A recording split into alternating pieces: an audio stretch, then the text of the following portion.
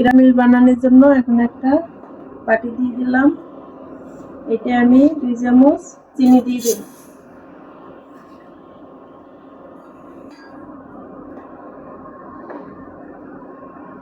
সামান্য একটু পানি দিয়ে দেব।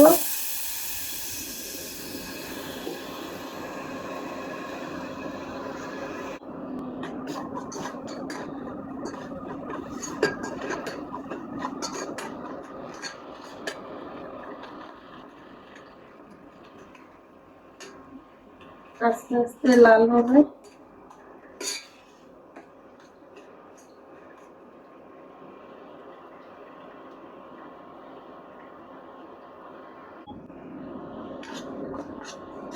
দেখুন আস্তে আস্তে একদম লাল হয়ে গেছে।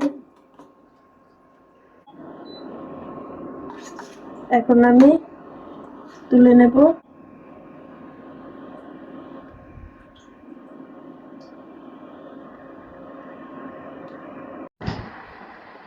এই যে দেখুন ক্যারামেলটা কত কালার আছে, একদম শক্ত হয়ে গেছে। এখন আমি অল্প একটু তেল নিয়ে ব্রাশ করে দেব।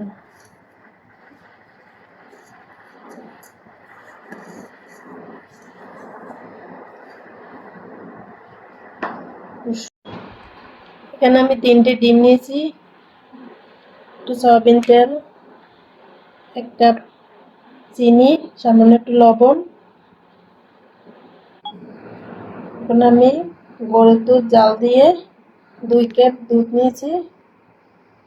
আমি কিভাবে বানাই দেখতে থাকুন। করে আমি ডিম দিয়ে কাটিয়ে নেব।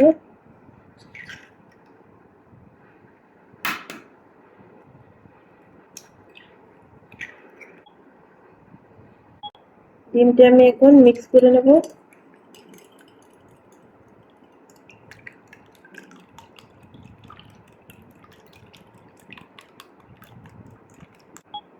ডিমটা আমার মিক্স করা হয়ে গেছে।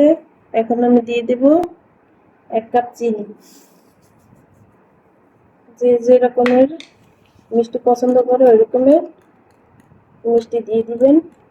এখন আমি দিয়ে দেব সামান্য সয়াবিন তেল, সামান্য লবণ। এখন আমি চিনির সাথে ভালোভাবে মিক্স করে নেব। এখন আমি ঠান্ডা দুধটা ঢেলে দেব 1 কাপ।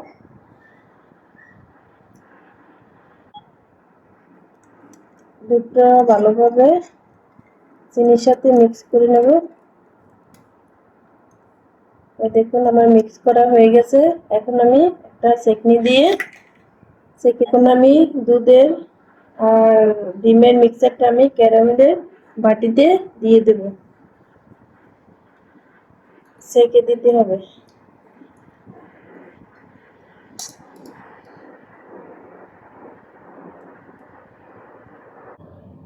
আর 10 মিনিট আগে থেকে মাল্টি কুকারে পানি ফুটিয়ে রেখেছি। এখন আমি পুডিং এর বাটিতে আমি দিয়ে দেব স্ট্যান্ডের উপরে। ঢাকনা একটা ছিদ্র আছে, ছিদ্রটা আমি একটা লবঙ্গ দিয়ে বন্ধ করে দিলাম। 20 মিনিট পর চলে আসলাম। এখন আমি দেখব যে পুডিংটা পারফেক্ট ভাবে হয়েছে কিনা। এখন একটা আমি কাঁটা চামচ দিয়ে আমি দেখব।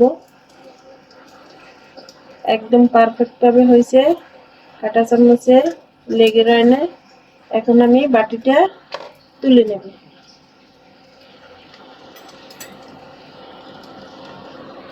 যে পুডিংটা আমি বানাইছি এই পুডিংটা আমি ফ্রিজে রেখে দেব 10 মিনিট ঠান্ডা করার জন্য।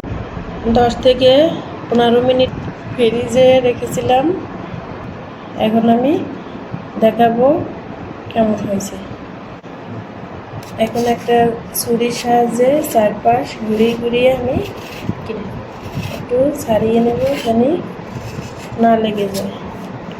এখন এরকম একটা প্লেট নিয়েছি, প্লেটে আমি করে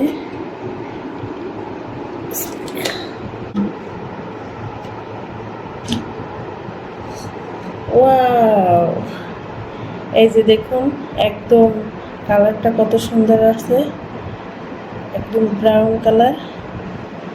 এখন আমি কেটে দেখাবো,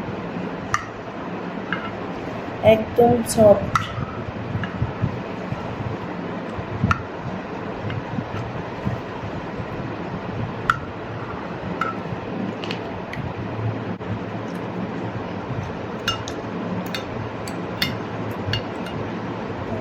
সফট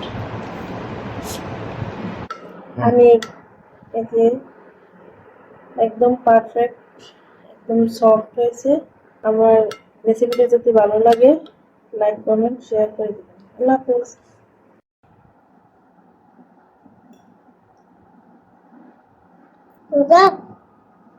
লাইক করে দাও।